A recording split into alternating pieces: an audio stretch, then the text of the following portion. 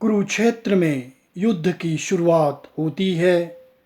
पांडव की ओर से मुख्य सेनापति धृष्टद्युम्न को रखा जाता है। कौरव की ओर से भीष्म पितामह को मुख्य सैनिक के रूप में रखा जाता है। युद्ध का नियम बनता है, दो बराबरी योद्धाओं के बीच युद्ध होगा और सभी योद्धा कुरुक्षेत्र में पहुंचते हैं। पांडव की ओर से श्री कृष्ण सारथी के रूप में अर्जुन के साथ चलते हैं और तब जब युद्ध की शुरुआत होती है, अर्जुन कहते हैं मुझे अपने सगे संबंधियों को मारना होगा, इससे अच्छा है कि कौरव की योद्धाओं से मेरी मृत्यु हो जाए। तब कृष्ण कहते हैं नहीं, मरना जीना तो ऊपर वालों की हाथ में है और शरीर मरता है, आत्मा अमर होती है, इसलिए तुम अपना कर्म करो। तब अर्जुन सहमत होते हैं।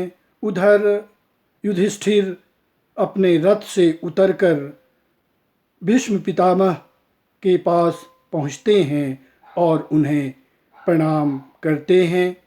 फिर द्रोणाचार्य के पास पहुँचते हैं और उनसे आशीर्वाद लेते हैं और फिर कृपाचार्य के पास पहुँचते हैं और आशीर्वाद लेते हैं और कहते हैं कि जो कोई सेना पांडव से कौरव की ओर जाना चाहता है जा सकता है, और जो कौरव से पांडव की ओर आना चाहता है तो आ सकता है।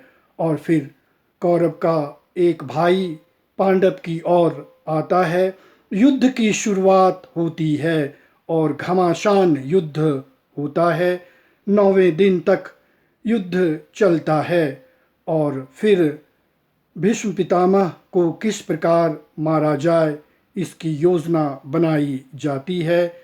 शाम होती है, आपस में बैठकर बातें होती है और श्री कृष्ण योद्धाओं के साथ भीष्म पितामह के पास पहुँचते हैं और कहते हैं किस तरह से आपसे युद्ध किया जाए। तब भीष्म पितामह कहते हैं कि तुम्हें शिखंडी को सामने करना होगा।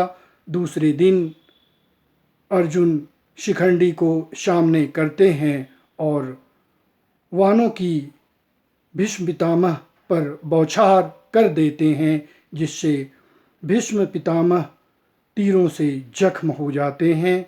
और तब भीष्म पितामह कहते हैं मेरा सिर लटक रहा है, और तब अर्जुन अपनी बाणों से सिर का संतुलन बनाते हैं। फिर भीष्म पितामह कहते हैं कि मुझे प्यास लगी है, और तब अर्जुन अपनी बाण से धरती से पानी निकालते हैं और इस तरह से युद्ध होता है। सभी कौरव और पांडव उनसे मिलने जाते हैं और उनसे आशीर्वाद लेते हैं। जय भारत।